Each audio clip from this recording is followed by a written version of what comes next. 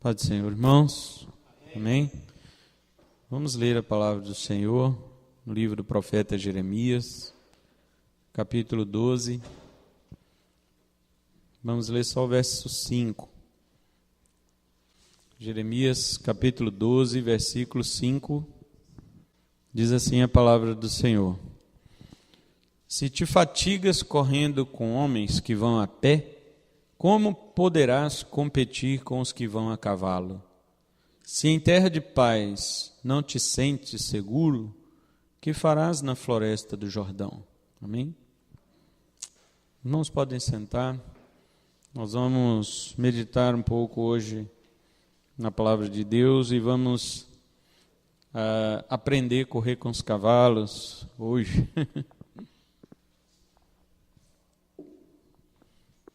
Os irmãos conhecem o contexto da vida do profeta Jeremias, um homem filho de sacerdote, quase pronto a exercer o seu ministério sacerdotal, mas Deus o chamou para profeta. Então, ele passou a ouvir a voz de Deus falando dentro dele, do seu coração, e ordens de Deus para que ele escrevesse as palavras que Deus ordenava ele a falar com o povo de Jerusalém e com o rei de Judá, que na sua época era, pelo menos na época da invasão babilônica, era o rei Zedequias.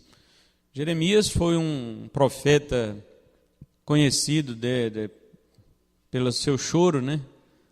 As pessoas falam que ele era o profeta chorão, mas é porque, na realidade, eu digo que ele era um profeta compassivo, compaixão. Ele tinha muito compaixão pelo seu povo. Jeremias, ele não queria que a destruição viesse. Ele estava vendo que a destruição viria. Avisava, anunciava, falava com o povo, falava com o rei, mas as pessoas somente desprezavam as palavras de Jeremias. Desde o início do chamado dele, ele foi chamado a isso, a falar e o povo rejeitar. Então, havia um confronto de Jeremias com o povo, a ponto de Deus dizer para ele assim: você será um muro de bronze contra este povo. Eles vão pelejar contra você, mas não podem prevalecer. Porque Jeremias, ele também tinha medo. Ele sabia que não queria o mal para o seu povo, mas era o mal que ele estava vendo, que se aproximava. No entanto, ninguém dava ouvidos a Jeremias. A mente do povo era o seguinte: o templo de Salomão está aqui, a arca da aliança está no templo, Deus habita lá. Como que Deus vai deixar alguém invadir essa cidade? Como pode ser que Deus vai permitir o inimigo assolar a cidade nossa? Não tem como. Jeremias sabia que isso não tinha nada a ver. Ele diz que, até no capítulo 3, lá no verso 16, ele fala que a arca seria destruída e ela ia desaparecer e ninguém mais faria menção dela, nem mesmo quando voltasse do cativeiro. Mas Jeremias passou terríveis momentos no seu ministério profético. Os irmãos sabem que ele encarou falsos profetas, né? Tinha um falso profeta chamado Ananias, que Jeremias falou que o rei era para se entregar para o rei Babilônio, para Nabucodonosor. E o rei ficava invocado quando ele falava isso, porque como é que você pode dizer para eu me entregar para o meu inimigo? Você está a meu favor ou a favor dele? E Jeremias disse: olha, já falei para vocês se arrependerem, vocês nunca quiseram. Eu fui orar por vocês, Deus falou: não ora mais, porque eu vou castigar este povo. Não vou mais ouvir sua oração. Agora eu estou falando para vocês se entregar, não é nem para você se arrepender mais, porque não tem jeito. Eu quero que você se entregue para você pelo menos sobreviver. Porque senão eles vão matar mesmo, vai passar o trator aqui na cidade e acabar com tudo. E o rei ficava injuriado, invocado contra Jeremias, e o falso profeta chamado Ananias dizia que não, que isso não ia acontecer. Jeremias disse: vocês vão ficar 70 anos no cativeiro da Babilônia. E ele dizia, não, não vai acontecer. Se acontecer, é só 2 anos que vai ficar. E então, Jeremias até fez um desafio, né? Ele disse, o profeta que estiver falando a mentira vai morrer esse ano. E naquele ano morreu o profeta Ananias, né? Então, Jeremias, ele, até com isso, quando ele viu que o profeta falso morreu, ele ainda ficou com dó, ainda chorou, ainda queria que Deus, né? Ô Senhor, então, realmente o que eu estou dizendo é verdade? O nosso povo vai ser destruído, eu não queria isto, mas é o que vai acontecer. Bem, Jeremias no capítulo 12, ele começa a questionar algumas coisas diante de Deus. Ele fala que Deus é justo, né? No verso 1, claro, Deus é justo, na realidade, nada há que questionar a Deus, mas só que ele ia fazer uma pergunta para Deus. Não é assim que são as pessoas? Não, Deus, o Senhor é justo, mas, olha o mas aí, aqui também tem um mas, no verso 1. Justo és, Senhor, quando entro contigo num pleito, mas, olha aí, mas, contudo, falarei contigo dos teus juízos. Tipo assim, vou reclamar um pouquinho aqui da tua justiça.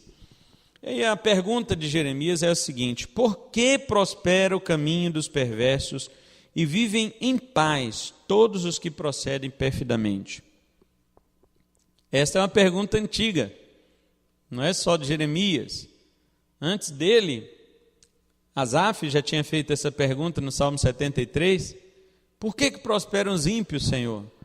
Por que eu estou aqui guardando teu mandamento, sendo fiel, e as coisas faltam, o bicho pega, eu fico apertado?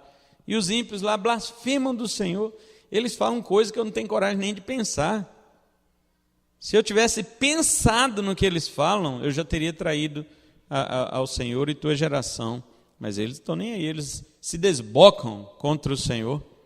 E não acontece nada, os caras só vão engordando. Até o gado deles é melhor que o nosso. Você olha lá para o pasto do ímpio, é um pasto mais verde do que o nosso. O carro deles é melhor que o nosso. Dinheiro ele tem mais que nós. Então, antes de Asaf, também Jó, no capítulo 21, ele já tinha perguntado isso, porque os amigos de Jó diziam isto, que o ímpio vai morrer, vai perecer e tal, mas o justo vai resplandecer. E Jó falou, vocês que pensam? Eu tenho sido justo e estou aqui sofrendo, e tem um monte de ímpio aí se dando bem. Então, é um questionamento antigo, porque no mundo em que nós vivemos, existe de fato uma disparidade na balança da justiça. Nós estamos vivendo em um mundo, desde a queda de Adão, que não há realmente uma justiça imediata para as coisas. Você vê, nós vivemos na nossa política agora, atualmente falando hoje, né? Dia 6 de abril de 2019. Nós vivemos 20 anos, 30 anos debaixo de uma política totalmente abusiva, aproveitadora, oportunista, né? Tirando, ao mesmo tempo que tira da população, ainda faz a população ser refém do Estado, né? Nós vivemos 30 anos assim, abusivos, o poder corrupto destruindo a nossa sociedade. Aí quando chega alguém, se ele disser assim, gente, vamos todos acabar com esses, não vamos dizer dos salários, né, que os juízes, os políticos ganham, porque são políticos, são juízes, vão ganhar mesmo. Mas vamos acabar com os privilégios para ver quanto dinheiro a gente economiza? Você acha que eles vão querer? Nenhum deles vai. E depois vão reclamar da injustiça social, sendo que ela começa lá. Então, este negócio não é de agora. Esse negócio da justiça nunca dá certo na balança aqui na Terra, é uma coisa desde que Adão pecou. Você vê, entre Caim e Abel, quem é que tinha que morrer? Não era Caim? Mas quem morre é o justo Abel. Então você vai vendo isso, irmãos. No decorrer da história da humanidade, os fiéis sempre parecem levar a pior. Então, é uma dúvida que perturba os justos. Agora, a resposta do Senhor que Deus dá para Jeremias é uma resposta, é uma outra pergunta. E ela significa que há coisas piores para vir do que aquilo que nós questionamos. Aquilo que nós questionamos é o de menos. Na época de Jeremias, o povo de Deus ele estava sendo levado para o cativeiro, muitos estavam sendo mortos, tanto ao fio da espada como pela fome e pelas pestes. Você pode olhar ou ler em casa o livro de Lamentações de Jeremias, só tem 5 capítulos, e ele é composto, em acróstico, então cada capítulo só tem 22 versículos, porque o acróstico é que cada versículo começa com a letra do alfabeto hebraico. Então o versículo 1 começa com Aleph, o 2 com Beit, o 3 com Gimel, 4 com Dalet e assim por diante. No hebraico, Em português a gente já viu ali traduzido. Só o capítulo 3 que tem 66 versículos, porque são 3 versículos com a mesma letra. 3 versículos com a letra Aleph, mais 3 com a Beit, mais 3 com a Gimel e assim por diante. Então 3 vezes 22 dá 66. Agora o capítulo 1, 2, o 4 e o 5 só tem 22 versículos, porque são 22 letras no alfabeto hebraico. É fácil de ler. Jeremias que compôs, este cântico, essas lamentações aí. Agora você vê lá, quando você está lendo, que as coisas terríveis que aconteceram na guerra, quando Nabucodonosor invadiu Jerusalém.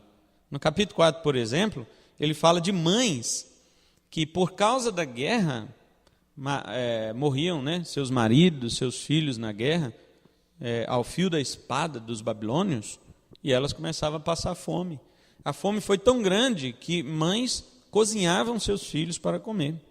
Está escrito lá no capítulo 4. Então, a que ponto chegou? E Jeremias chega a dizer lá em Lamentações 4 que mais bem-aventurados são os que morrem ao fio da espada do que os que ficam vivos, porque os que ficam vivos vão morrer de fome, morrem aos poucos. Quem morre à espada morre rápido. Tão grave foi a punição, a disciplina que Deus aplicou ao seu povo, porque não ouviram o profeta Jeremias. E Jeremias sabia tudo isso que vinha acontecer, porque Deus já o tinha revelado.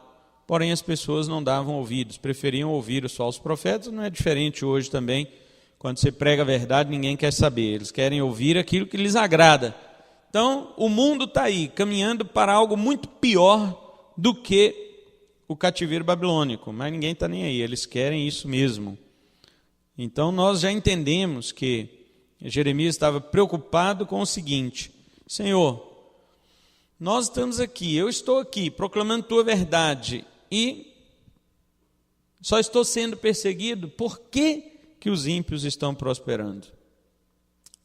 Nós estamos fazendo, às vezes, hoje a mesma pergunta, e nos esquecemos o seguinte: quando Deus fala com Jeremias, Deus fala para ele no verso 5, se te fatigas correndo com homens que vão a pé, como poderás competir com os que vão a cavalo? Deus está perguntando, você está preocupado com essas coisas aqui agora? E virão coisas piores. Você não está aguentando correr a pé com homens que vão a pé? Vai vir homens correndo a cavalo, você vai aguentar?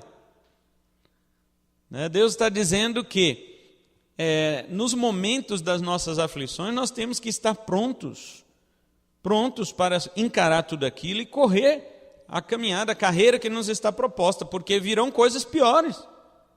Eu não dou conta de correr com um homem a pé, eu vou correr com um cavalo?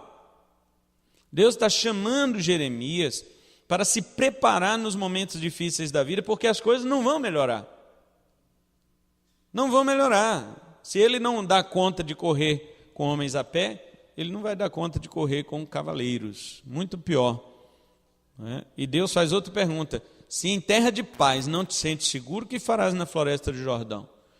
Ele está dizendo porque quando havia enchentes no Jordão, inundava as florestas que estavam à sua beira.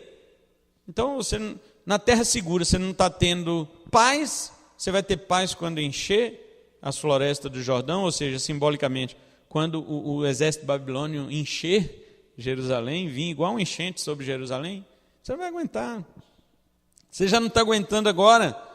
Então, meus irmãos, nós também estamos vivendo tempos, e nos questionamos, esquecendo que as coisas vão piorar. esse incômodo de ver os maus se dando bem vai se tornar o menor dos males.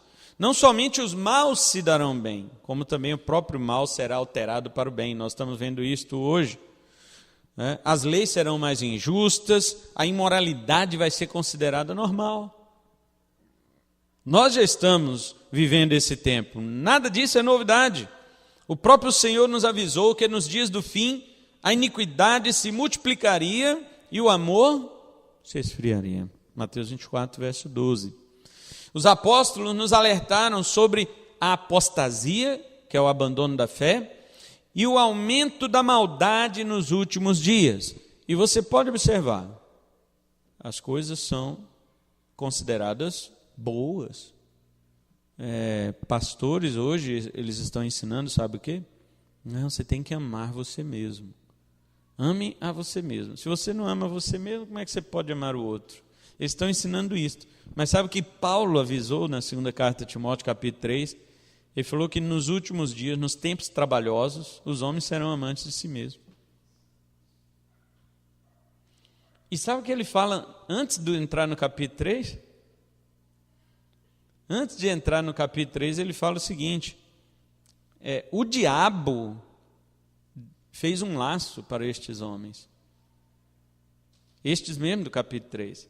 No final do capítulo 2, verso 26, 25 e 26, ele fala assim: corrija essas pessoas com mansidão, na expectativa de que Deus lhes dê arrependimento, para ver se saem do laço que o diabo preparou para eles.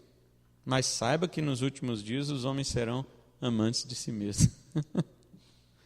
Aí todo mundo que ouve um pastor pregando isso, eu tenho que amar a mim mesmo, né? Porque se eu não amar a mim mesmo, quem que vai me amar? Tem outro que ainda fala assim: quem vai me amar? O outro diz assim: se eu não amar a mim mesmo, como é que eu vou amar meu próximo? Doutrina de demônios. A Bíblia nunca diz que você tem que amar você mesmo. Nunca. A Bíblia diz que você tem que amar a Deus de todo o teu coração, toda a tua alma, entendimento e forças, e amar o teu próximo como a ti mesmo. Depois Jesus vem e diz que você tem que amar um ao outro como Ele te amou. E amando a Ele, guardando as suas palavras, você nunca vê a Bíblia dizer assim: ame a você mesmo. Não existe. Isso é doutrina de demônios, que Paulo já havia avisado a Timóteo que haveria nos últimos dias. Mas quando os crentes ouvem isso, eles ficam tudo, né? Ai, que palavra maravilhosa. Olha, eu aprendi que eu tenho que amar a mim mesmo. Você aprendeu com o demônio, com os falsos profetas que pregam doutrina de demônios. E os crentes gostam, porque não leem a palavra de Deus.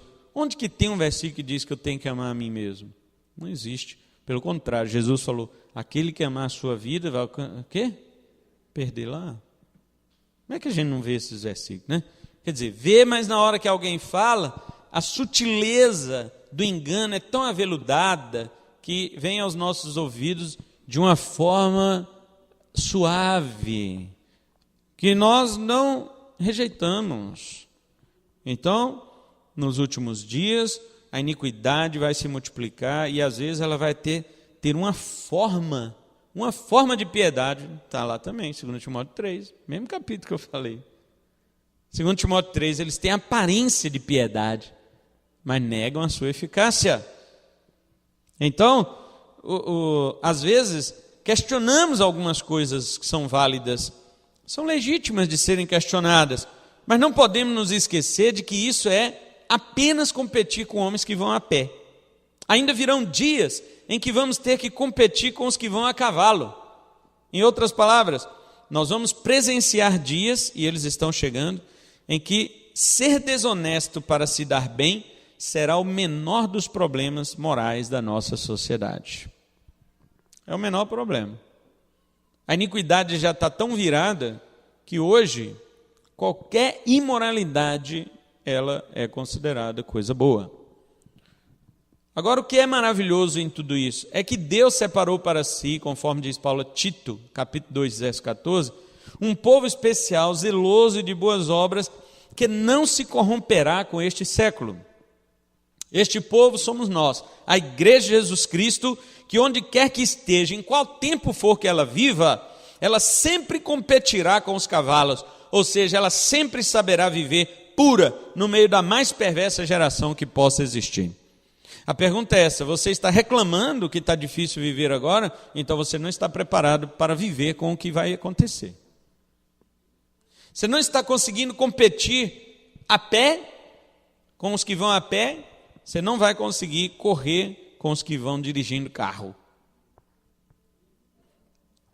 E lembre-se, você não pode pegar um carro. Você vai ter que ir a pé até o céu. O mundo vai a cavalo, o mundo vai de carro, vai de moto, vai de avião, vai de tudo para a eternidade e para o inferno. Mas você, para o céu, você vai a pé, você não vai de carro. Então saiba que você tem que competir com essas coisas. Saiba que você tem que competir com o mundo veloz. E eu nem estou me referindo à velocidade virtual, eu estou me referindo à velocidade da iniquidade. Deus está dizendo para Jeremias assim: você não está dando conta, Jeremias, de correr.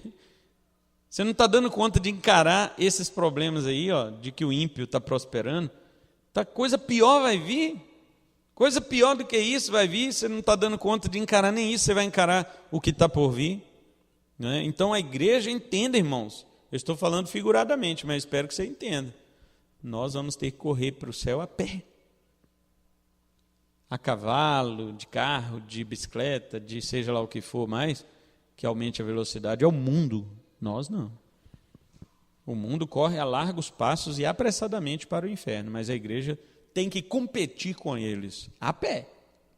Ah, mas está a cavalo. Ah, está de carro. Não tem problema, vamos competir. Deus está nos chamando para a excelência. Não é? Deus está nos chamando para a pureza. E embora nós questionemos algumas aparentes injustiças, nós sabemos que no último dia todas as diferenças serão acertadas, todas as injustiças serão corrigidas, todo o mal será castigado. Então, Jeremias não entendia, Asaf não entendia, mas Asaf entendeu depois, né? Ele fala lá no Salmo 73, acho que é verso 12 ou 13, ele fala assim: até que entrei no santuário de Deus. Ele fala assim: eu estava embrutecido, irracional, que nem um animal. Ele fala, eu não conseguia nem entender essas coisas, eu estava... Mas um dia eu entrei no santuário de Deus e atinei para o fim deles. Ele está dizendo que o crente que congrega, trazendo, né, para os nossos dias, o crente que congrega tem uma visão melhor sobre o que vai acontecer com essas pessoas. Você já notou que o crente que não congrega, que não estuda a Bíblia, que não tem comunhão com Deus, com a igreja, ele fica nesses questionamentos? Mas o crente que é fiel na congregação, ele está aprendendo, ele sempre aprende. O salmista Asaf falou assim: eu atinei para com o fim deles. Agora que eu entendi o que Deus faz com eles. Ele falou: Deus coloca eles em lugares escorregadios. Sabe o que ele está dizendo? Ele está falando assim que essas bênçãos que o ímpio tem lá fora, que nós não temos, isso é um tobogã para o inferno. Deus mesmo dá para eles. Fala assim, é Deus que dá. É Deus que abençoa este povo, sim. Toda boa dádiva vem de Deus. Mas só que Deus dá estas coisas para eles, para que eles continuem com os olhos fechados, não vejam a Deus, vejam só as bênçãos de Deus, e elas sirvam de tobogã, de escorregador para o inferno. O salmista entendeu isso e falou: olha, eu agora aprendi, quando o Senhor me priva das coisas, quando o Senhor corta algumas coisas de mim, é para que eu te busque. Então eu te buscando, eu tenho comunhão contigo. Quem mais tenho eu no céu? Ele pergunta. Não tenho outro bem além de ti, nem mesmo na terra. Agora o ímpio não, o ímpio ele tem um monte de bens, mas esses bens tampam os olhos dele para não ver a Deus. E ele se agarra tanto naquilo lá, que aquilo é um escorregador para o inferno. E é Deus que dá de propósito. Deus faz isso de propósito. Então nunca pergunte assim: Deus, por que aquele que não serve o Senhor, ele é mais rico do que eu? Nunca pergunte isto, porque Deus dá a riqueza para ele, para que ele se esqueça mesmo de Deus e depois seja condenado. E Deus priva você das riquezas, das coisas boas, para que você sempre busque a Deus, para que você não se esqueça de Deus. O salmista entendeu isto.